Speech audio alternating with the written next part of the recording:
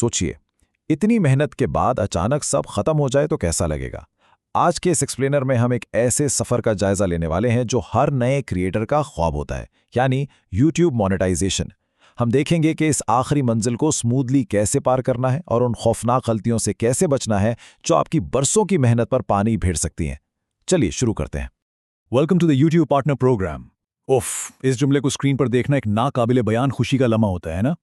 जब ये एक्सेप्टेंस का ईमेल इनबॉक्स में आता है तो खुशी के मारे नाचने का दिल करता है, लेकिन जरा इस इंतहाई खुशी का मुवाजना उस दिल तोड़ने वाले लम्हे से करें जब सिर्फ एक छोटी सी अनजाने में की गई गलती या एक गलत क्लिक की वजह से अचानक रिजेक्शन का सामना करना पड़ जाए। It breaks you.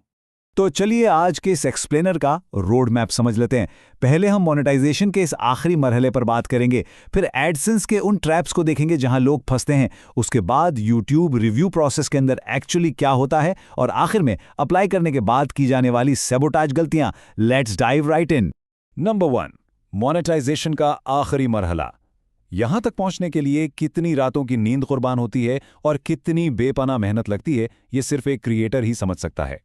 1000 सब्सक्राइबर्स और 4000 वॉच आवर्स, ये वो मशहूर नंबर्स हैं जिन्हें हिट करने पर वो मैजिकल अप्लाई नाउ बटन नुमदार होता है। लेकिन एक बात हमेशा याद रखिएगा, इन हदफ तक पहुंचना असल इम्तिहान का सिर्फ आगाज है। असल गेम तो यहां से शुरू होती है। अब आते हैं दूसरे फेज की तरफ, एडसेंस अकाउंट के ट्रैप्स।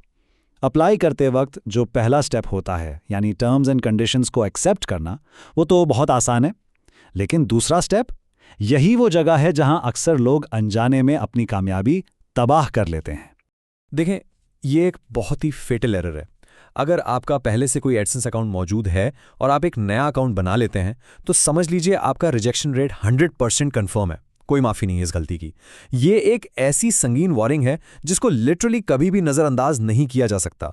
यहां मैं आपको एक बेहतरीन सिक्योरिटी टिप देना चाहता हूं। अक्सर ये उलझन होती है कि चैनल और एडसेंस के लिए एक ही ईमेल इस्तेमाल करें या अलग। अगर चैनल और एडसेंस एक ही ईमेल पर हैं तो खुदा न खास्ता चैनल हैक होने की सूरत में दोनों चले जाएंगे। इसलिए एडसेंस के लिए एक बिल्कुल नया और अलग ईमेल इस्तेमाल करना आपकी आमदनी को महफूज रखता है, चाहे मेरे चैनल पर कोई भी आफत क्यों ना आ जाए।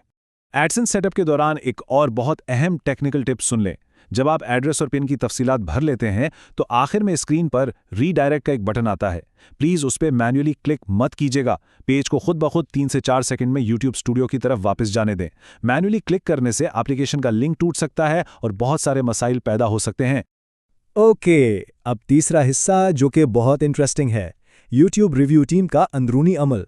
जब आपका चैनल रिव्यू के लिए जाता है तो ह्यूमन रिव्यूअर्स खुफिया तौर पर इसका तज्जिया कर रहे होते हैं। आखिर उनका फोकस किन चीज़ों पर होता है? रिव्यूअर्स इस मखसूस चेकलिस्ट का इंतहाई सख्ती से इस्तेमाल करते हैं। वो देखते हैं चैनल की मेन थीम क्या है, सबसे ज़्यादा चलने वाली और सबसे नई वीडियो कौन सी है, वॉच टाइम कहाँ से आ रहा है और मेटा डेटा की यकसानियत कैसी है। हर एक चीज़ प्लेटफॉर्म की पॉलिसीज़ के मुताबिक होनी चाहिए। एक भी चीज़ आउट ऑफ प्लेस हुई ना तो बस रिव्यू वहीं रुक जाता है। इस स्पेसिफिक ट्रैप पर आपको भरपूर तवज्जो देने की ज़रूरत है। मेटा डेटा मिसमैच, मतलब कि थंबनेल कुछ और दिखा रहा है, टाइटल की कहानी अलग है और डिस्क्रिप्शन में कुछ और ही लिखा है। और ये सब क्यों? सिर्फ और सिर्फ क्लिक्स लेने के लिए। देखने वालों को इस तरह मैनिपुलेट करना रिव्यूअर्स के नज़दीक एक बहुत ही बड़ा रेड फ्लैग है और मोनेटाइजेशन रिजेक्ट होने की सबसे बड़ी वजूहात में से एक है। और अब चौथा और आखिरी हिस्सा, अप्लाई करने के बाद होने वाली सेल्फ सैबोटेज गलतियां।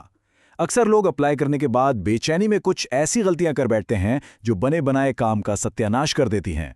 ये उन खतरनाक गलतियों की तरतीब है जिनसे हर हाल में बचना है। पहला, जैसा कि मैंने अभी बताया, डुप्लीकेट एडसेंस का होना। दूसरा, जब चैनल रिव्यू के प्रोसेस में हो तो एडसेंस में लॉगिन करके सेटिंग्स के साथ छेड़छाड़ करना। और तीसरा, एक्टिव कम्युनिटी गाइडलाइन स्ट्राइक होते हुए भी अप्लाई कर देना। बिलीव मी, ये वो हरकतें हैं जो आपकी एप्लीकेशन को महीनों तक लटका सकती हैं या फिर परमानेंटली रिजेक्ट करवा सकती हैं। अब इस टाइमलाइन को जरा गौर से देखें। अगर आपकी एप्लीकेशन बिल्कुल क्लीन और गलती से पाक है और चैनल पर वीडियोस की तादाद भी कम है तो आम तौर पर 2 से 3 हफ्ते लगने वाला प्रोसेस ज़्यादा से ज़्यादा 10 दिन में मुकम्मल हो जाता है। इस एग्जाम्पल में देखें, पहले दिन अप्लाई किया, 9वें दिन एडसेंस अप्रूव हुआ और 10वें दिन चैनल मुकम्मल मोनेटाइज। ये एक परफेक्ट एग्जाम्पल है ठीक तरीके से अप्लाई करने की। तो आखिर में ये एक निहायत ज़रूरी और सोचने पर मजबूर करने वाला सवाल है जो हर क्रिएटर को खुद से ज़रूर पूछना चाहिए। वो आखिरी सबमिट बटन दबाने से पहले एक लंबी सांस लें और अपने चैनल का खुद मुकम्मल ऑडिट करें। क्या मेटा डेटा बिल्कुल ठीक है? क्या तमाम स्ट्राइक्स क्लियर हैं? क्योंकि अप्लाई करने से पहले की गई थोड़ी सी एहतियात आपकी बरसों की मेहनत को तबाह होने से बचा सकती है। इस सब को समझने के बाद क्या आपका चैनल सच में इस आखिरी मरहले के लिए फुली तैयार है?